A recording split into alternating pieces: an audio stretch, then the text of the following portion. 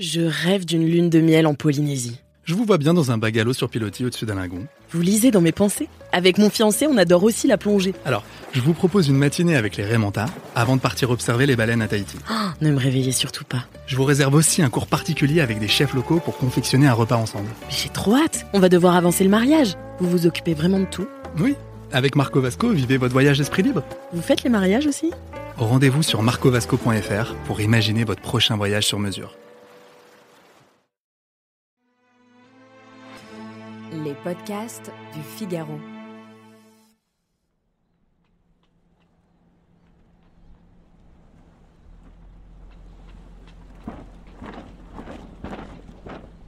Hissez les voiles!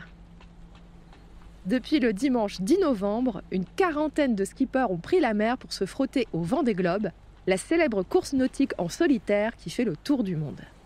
Mais pendant que ces navigateurs vont affronter des océans rugissants pendant plus de 2 mois, des centaines de milliers de personnes vont réaliser la même course, mais bien au chaud, depuis chez eux. C'est quoi leur secret? Eh bien, ils jouent en ligne à Virtual Regatta, un jeu vidéo ultra réaliste créé en France en 2006. Comment ça marche Virtual Regatta et qui est derrière ce succès? Allez, venez, je vous explique tout en 5 minutes.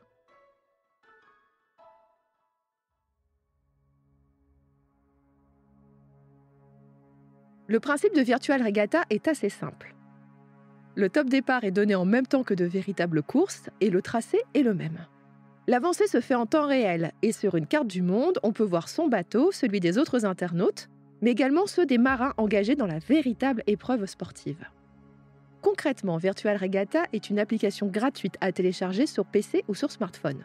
Pour avancer, l'utilisateur doit décider du cap de son bateau et ajuster ses voiles en fonction de la météo, qui est la même que dans la vraie vie. Vous recevrez des alertes sur votre téléphone si votre voile n'est plus adapté à la météo, si vous arrivez en zone de glace, car oui, la course fait le tour de l'Antarctique, ou pire, si vous avez échoué. Pour l'édition 2024 du Vendée Globe, le joueur doit aussi gérer la forme physique de son skipper et veiller à le nourrir, car sinon, les manœuvres seront mal faites.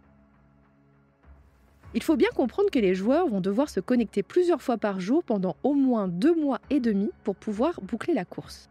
C'est évidemment colossal. En 2020, plus d'1 million de personnes confinées chez elles à cause du Covid s'étaient prêtées au jeu. Mais qui a inventé Virtual Regatta? Eh bien, il s'agit d'un ancien navigateur nommé Philippe Guigné. Au début des années 2000, il a l'idée de concevoir des simulations sportives pour ordinateur et a créé la société Many Players. Ces jeux plutôt rudimentaires ne sont pas franchement des succès. Mais en 2006, tout change. L'équipe a l'idée d'un jeu en ligne pour régater en même temps que les participants de la Route du Rhum. Virtual Regatta était né. La première édition réunit 50 000 joueurs. En 2008, ils sont près de 350 000. Virtual Regatta gagne une excellente réputation chez les navigateurs et cette simulation est même utilisée par des champions, comme François Gabard, pour s'entraîner. Mais le jeu reste suffisamment simple pour parler au grand public. D'ailleurs, la moitié des joueurs n'ont jamais navigué de leur vie. Le jeu a bien évolué au fil des années. On peut participer chaque année à une 60aine de courses sur Virtual Regatta. L'entreprise a pour cela noué un partenariat avec la Fédération mondiale de voile afin de proposer aux joueurs toutes les courses officielles, que ce soit au grand large ou bien le long des côtes. En 2020, Virtual Regatta déclarait un chiffre d'affaires de 3 millions d'euros et employait 15 salariés. Mais d'où vient cet argent? Déjà, les joueurs peuvent mettre la main à la poche. Car si le jeu est gratuit, des options payantes sont disponibles. La dernière version du jeu permet ainsi d'acheter des skins, c'est-à-dire différentes apparences pour son bateau virtuel. Le succès du jeu attire aussi des partenariats avec des marques, du placement produit et des publicités. Les entreprises peuvent aussi acheter des formules premium pour embarquer leurs collaborateurs dans la course. En 2021, Philippe Guigné a revendu son entreprise au groupe 52 Entertainment, un géant des jeux de bridge, de tarot ou de domino en ligne.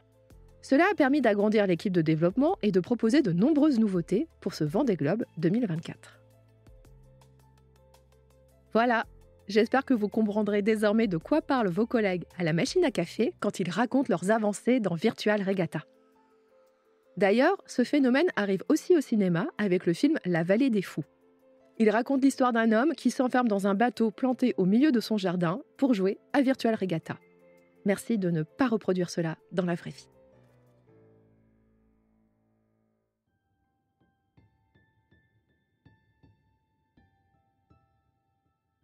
Merci d'avoir écouté Question Tech. Je suis Chloé Voitier, journaliste au Figaro Économie. Si cet épisode vous a plu, n'hésitez pas à le partager autour de vous et abonnez-vous au podcast Question Tech pour ne pas rater nos prochaines publications. Vous pouvez retrouver Question Tech sur le site du Figaro, sur Figaro Radio, mais aussi Spotify, Deezer ou Apple Podcast. Et n'oubliez pas, dans la tech, il n'y a pas de questions bêtes. À bientôt.